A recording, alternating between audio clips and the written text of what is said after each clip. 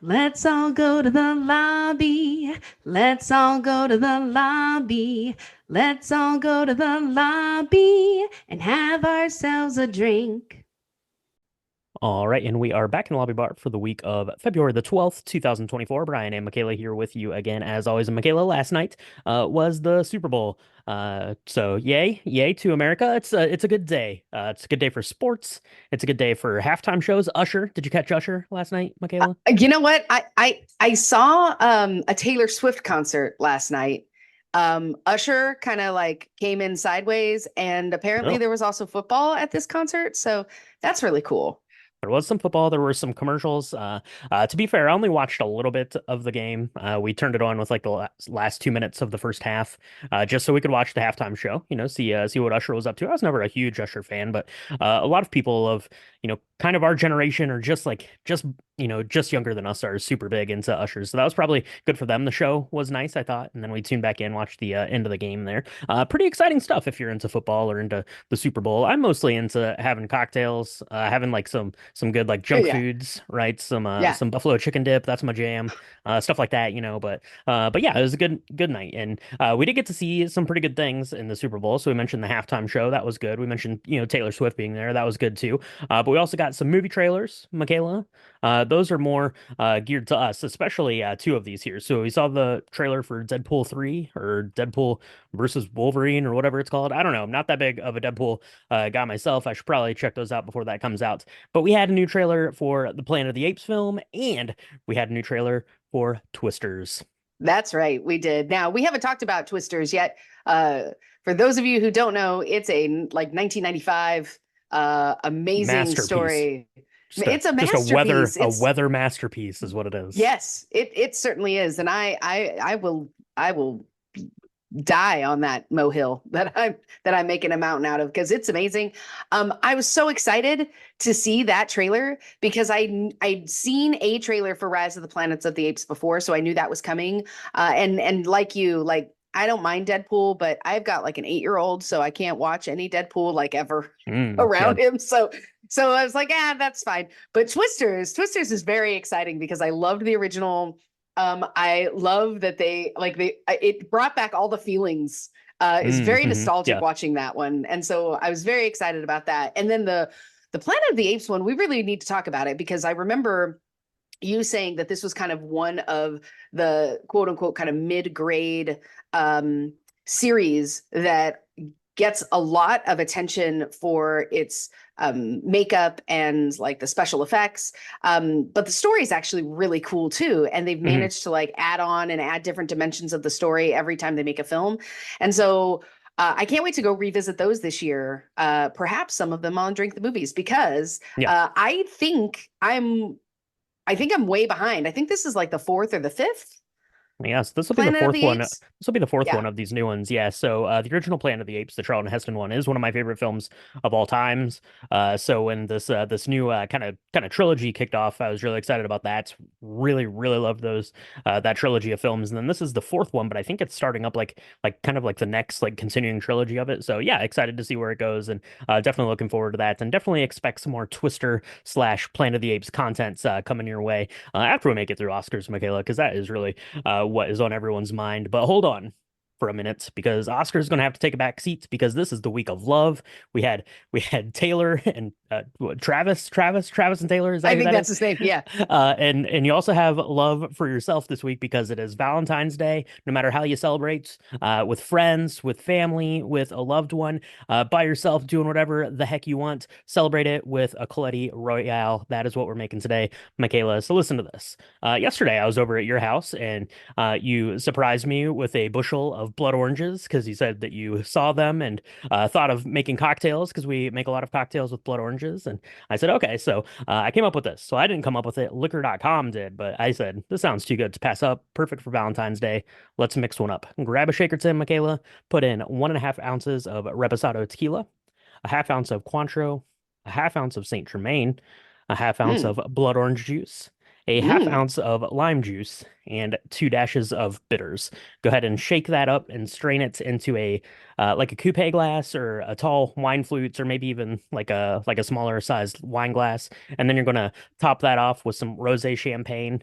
Save some bucks, go with like a Cremant, not a full blown champagne. Valentine's Day is expensive, so cut some costs where you can. Try a Cremant or try like an American sparkling wine made in that style, but rosé, and then garnish it with your blood orange wheel, and you're good to go. So, Michaela, this one sounds good. It's a little bit more complex than a normal lobby bar drink, but Yeah, anyone out there that's been listening to Drink the Movies definitely has these ingredients, right? they definitely do. If they're near and dear to us, if we're near and dear to them, if they've been listening to anything that we've made, they're going to have all these things. This sounds amazing. I am so excited. First of all, I'm really touched that you took my gift of the blood oranges and made something with it. That was, also has Saint Germain. It's like my favorite things. It's so sweet, and it's rosé, which means it's going to be pink. It's going to be Hmm. really akin to the week of love that is Valentine's Day. This sounds amazing. I'm so glad that you brought this to my attention because I do have some champagne that I need to get rid of. So, what best way to do that than to add all this stuff to it? I'm so thrilled. And the blood orange wheel, I mean, you can't get prettier than that. Yeah, for sure. You definitely cannot. So I thought this was a good one for Valentine's Day. Like I said, a little bit more complicated than some of the lobby bar drinks, but these are all pretty simple ingredients that you probably have if you have a decently well-stocked bar. So check that out, or definitely let us know what you're mixing up for Valentine's Day, or if you have any fucking cocktails, if you're going out for dinner, if that's your jam, stuff like that. Let us know all of that stuff. Oscar watch, as I mentioned, Michaela, that is coming right along. You and I are at a crossroads now of there's nothing else to watch until they get to the theaters or to the streaming. So not a lot to update on everyone on there, but I did post the link to our Oscar Pick'em. It's going to be, I think, our third annual Oscar Pick'em. We're going to get the prize package put together. I've got some beer glasses on order. We've got coasters coming everyone's way, stickers, like a whole prize package. We'll get that put together. But the link to the Oscar Pick'em is live now on our website, and I'll put a link down in the description for the show notes. So go check that. Just pick who you think is going to win the Oscars for the night, and whoever makes the most correct picks wins that prize package. It's a lot of fun. It's a lot of fun putting it together, and just have a good time with that every year. Last week, Michaela, we talked about My Fair Lady. Pretty fun episode talking about a classic film. This week, we're talking about a film that is very applicable to Valentine's Day. That is Eternal Sunshine of the Spotless Mind. A little bit of a different love story, but a good one nonetheless. It is a great love story. I really like. Here's the thing about Valentine's Day, right? Some people hate it, some people love it. Even if you love it, it's one of those things where I feel like we always have to one up ourselves. Like if we're in a relationship, it's like, what did you do for me last Valentine's Day? Like, and if you're not in a relationship, it's like, what are you going to do to like feel good about not being in a relationship because everybody else Mm-hmm. is feeling compelled to do something really big. So I really love the movies that kind of have this together but not together thing. And it's perfect because it does take place around Valentine's Day. The whole film is around Valentine's Day. And I didn't even know it when we first looked into doing this film. So, really exciting stuff. Yeah, absolutely. So excited to talk about that here this week on the main episode. We've got a couple of new releases I wanted to hit on here real quick. Michaela, we've got Bob Marley, One Love, that biopic picture there. We got that coming. We also have Madam Web coming. And these are two movies that I'm kind of interested in. The Bob Marley one had looked pretty good. I think they pushed the release date of it back, but I'm really excited because it's directed by Reynaldo Marcus Green, who I wasn't familiar with, but apparently also directed King Richard, which was that kind of Yes. semi-biopic about the Venus and Serena Williams. It turned it into this beautiful like family story.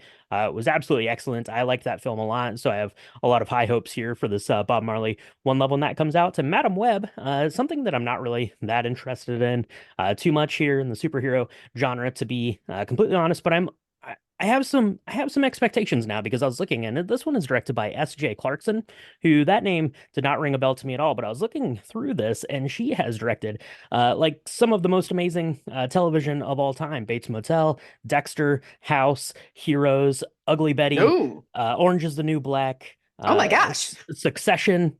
She did Oh like my a gosh. pilot for like a Game of Thrones prequel. Uh, that's quite the television resume. So I'm interested to see, I guess, how that's going to translate to a film, especially in like a world where, the building blocks are kind of already set down for you as a director. Like you have to hit Yeah. cues like A, B, and C. So I'm interested to see how that translate. But what a career in TV. So Oh good on yeah. with you, S.J. Yeah. Clarkson.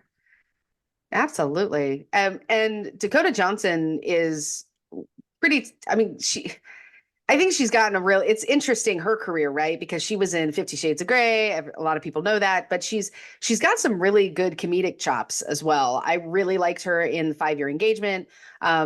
She's been in a couple of other things that I really like. So we'll see. I feel like I have superhero fatigue. So I'm right there with you where I'm not like super excited to see Madam Web. I'm much more Mhm. excited to see Bob Marley, One Love. I am sad that they missed the window this year for the Oscars, and I think it's out too early to get the recognition that it might deserve for next year's Oscars. So Mhm. hopefully they will keep it in their back pocket and bring it out for re-release when it gets closer to that time. Because when I saw the preview the first time, I thought this is definitely going to be up for some Oscar nods.